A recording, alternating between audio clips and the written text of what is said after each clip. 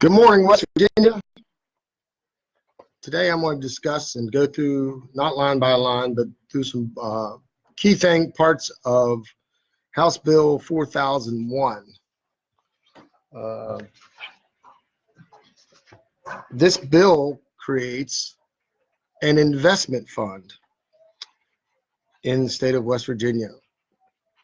Now, the original article on this bill was published by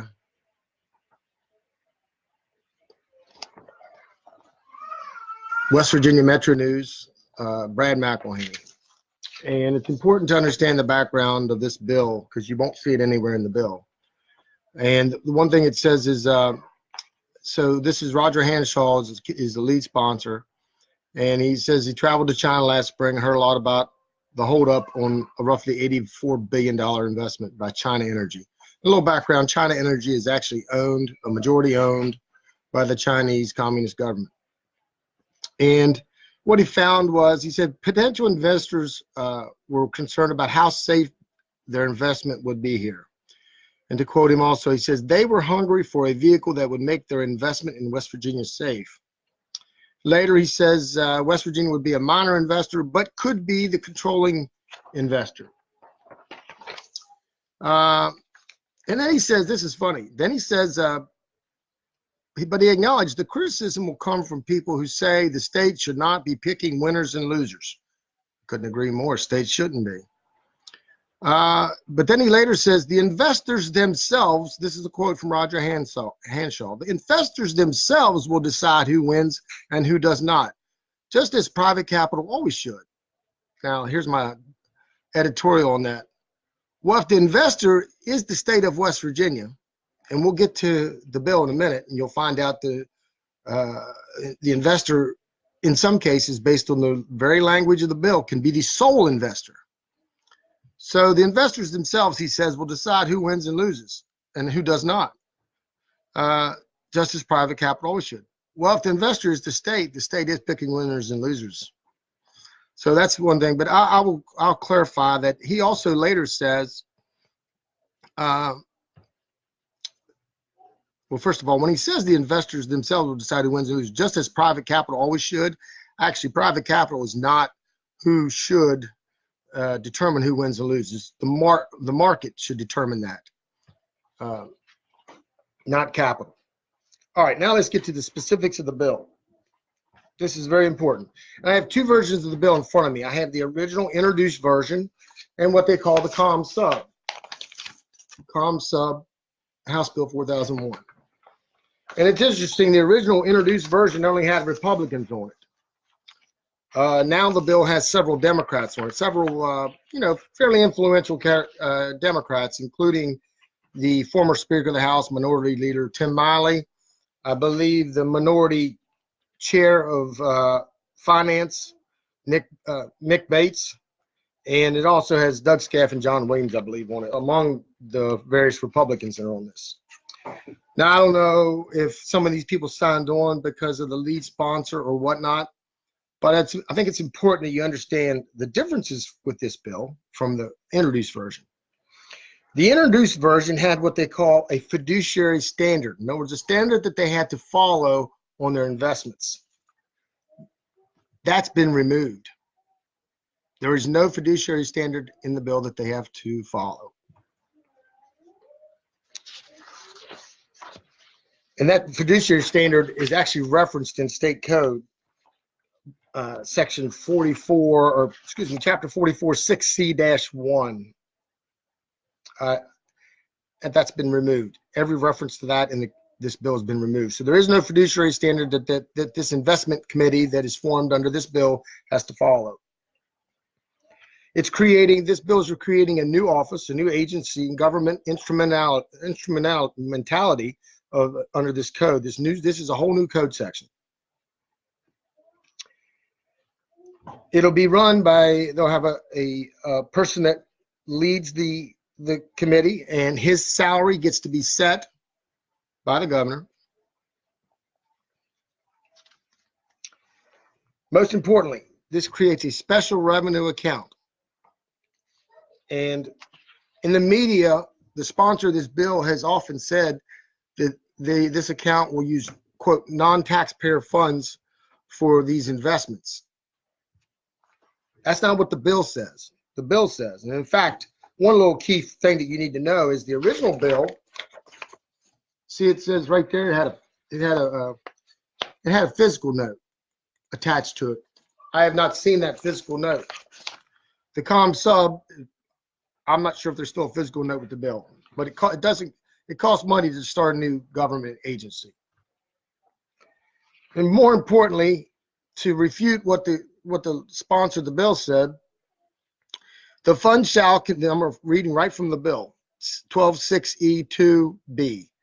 The fund shall consist of all monies made available for the purposes of this article from any source, including but not limited to, and this is the key phrase, any monies that may be appropriated and designated for those purposes by the legislature, which means this bill will ultimately have taxpayer dollars in it, no ifs, ands, or buts. Now, to refute a lot of what the sponsor of the bill has said, purpose and goal and the investment standards. What he said is the intent is of this article is not to compete with private entities, but you'll find there's language in this bill that makes it very clear that the state will compete with private entities for assets and investments. More importantly, in 12(6)(e)(3)(b)(1), it says invested in any, this is where they can invest their assets. That assets of West Virginia Impact Fund upon transfer to the investment committee as provided by this article shall be invested in any final project presented by the Amount Impact Office has to be at least $25 million project. In project of not less than $25 million by either the investment committee and the key phrase, key word, as sole investor. So this is not necessarily non-taxpayer dollars, and this is not necessarily only small investments, minor, where the state would be a minor investor. In reality, the way this bill is written, the state of West Virginia through this fund can be the sole investor in what would normally be private investment. In other words, communism. Communism is one of the layman's terms for communism is when the state or the government owns the means of production. That's what this is.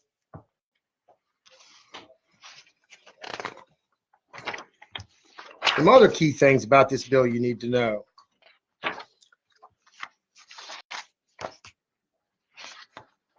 The governor appoints this 7-member committee. 2 of the members of the committee are on the committee by virtue of their status. One is the governor, and the other is the Secretary of Department of Commerce. The other 5 members are appointed by the governor, and quite frankly, can be removed very easily by the governor. Now, they do have to be, by the will, they have to be confirmed by the Senate. They are paid $400 a day. $400 a day. That's a multiple of what anybody makes in the state of West Virginia.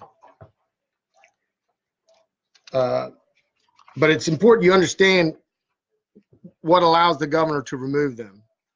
The governor, and I'm quoting right from the bill, the governor, this is the COM subversion, the governor may remove any appointed member in case of gross negligence or misfeasance. A lot of you maybe have never heard of the word misfeasance. You've probably heard of the word malfeasance. The difference is malfeasance, there has to be an injury. Misfeasance, there doesn't.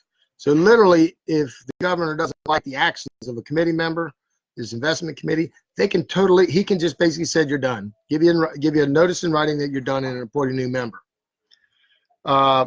This is under the governor. This whole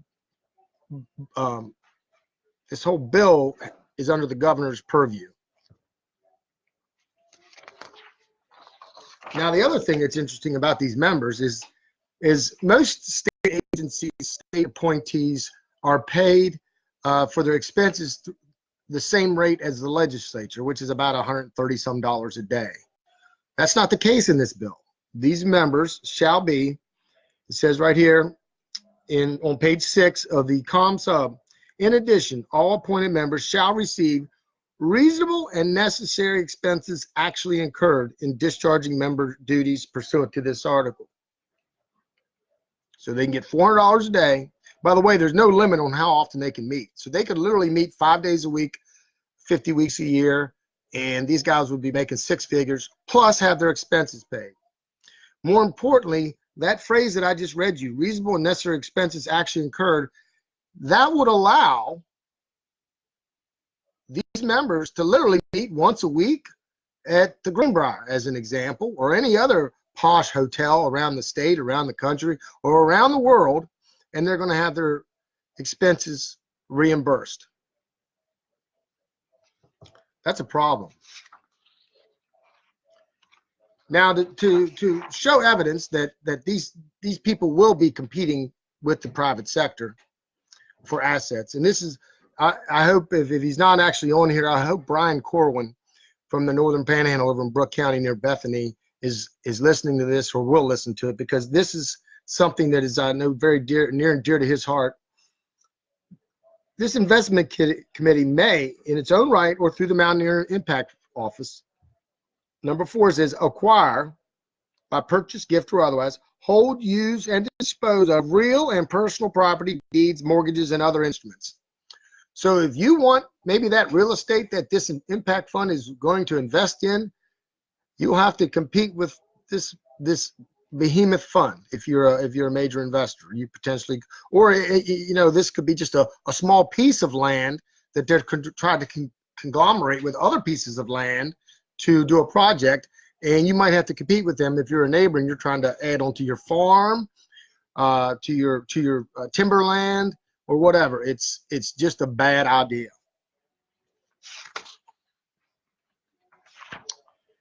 Another thing, on page 8,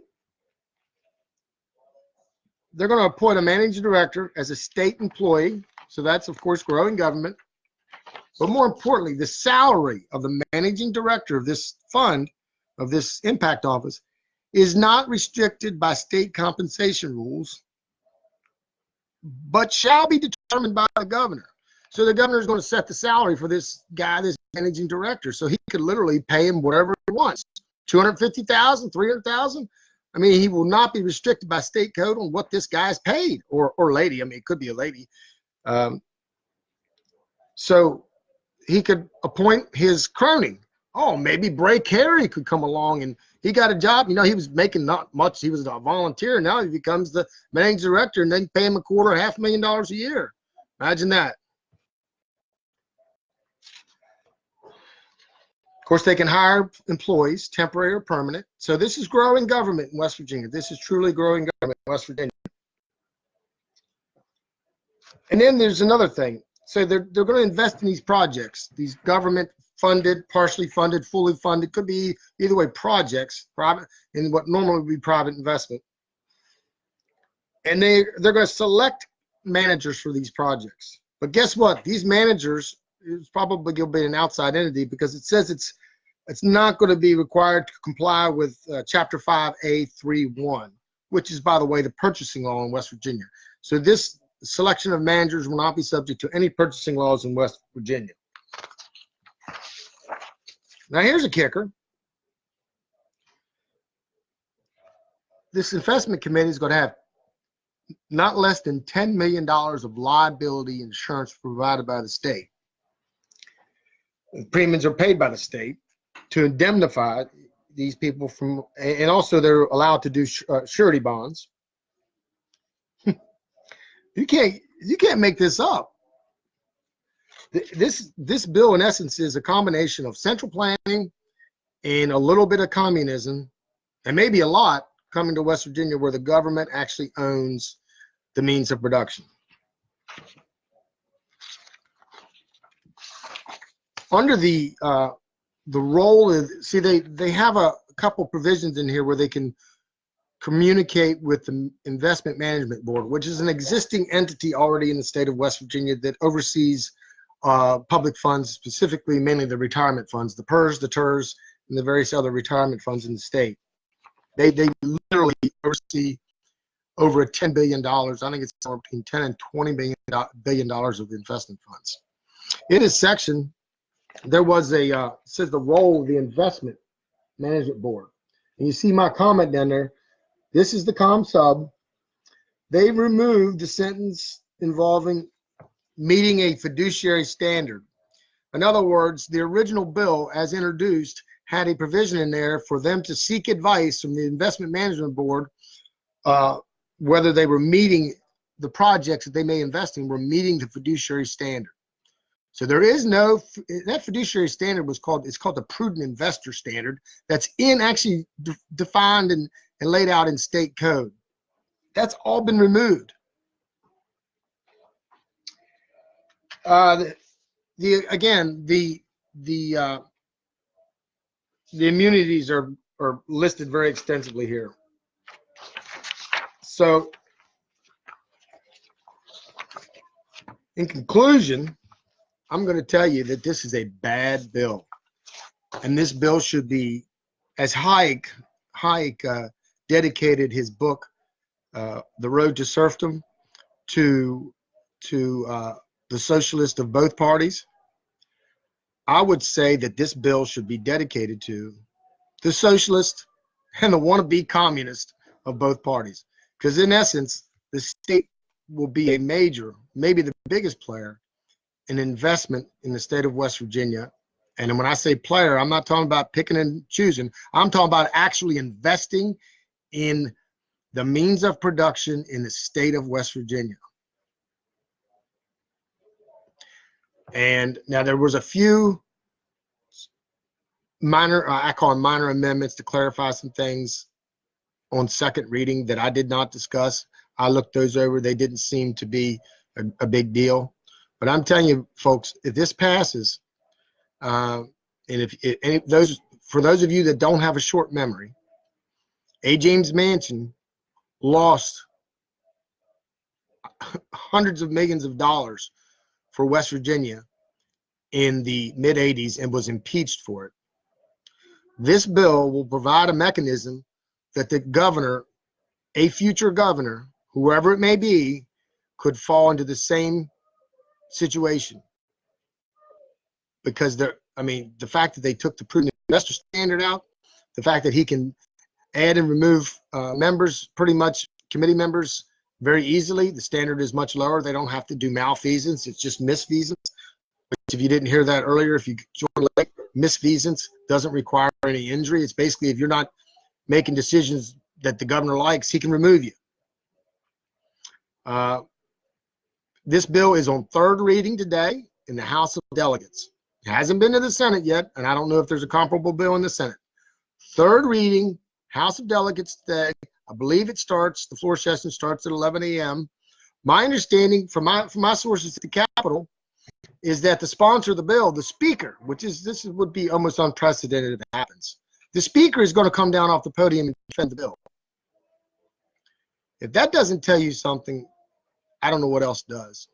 This is a bad, bad policy to implement in West Virginia. Capital will move here in West Virginia if we remove the things that make West Virginia uncompetitive with our neighboring states, specifically along the Ohio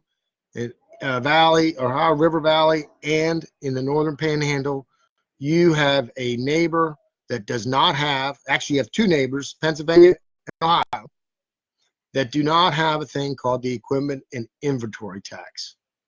This hamstrings existing businesses like Warwood Tool up near Wheeling, where they can't expand, or they're actually considering moving out of the state because of the equipment inventory tax for this small manufacturing company that's been in business since the 1800s, cannot invest in West Virginia, and they get taxed to death on their equipment inventory. And this is also the reason that a lot of if you drive up and down the Ohio River Valley up in the Northern Panhandle, you can literally see the development, the commercial development on the other side of the river where there is none on the West Virginia side. So we need to do other things to make West Virginia competitive with our neighbors. And I can get into, people say it's different. You can't do that equipment inventory tax removal It's less than 100. Last year it was $95 million for manufacturing in the state of West Virginia. In 2017, I've easily found that in the budget to balance the budget, and it's not a zero-sum game.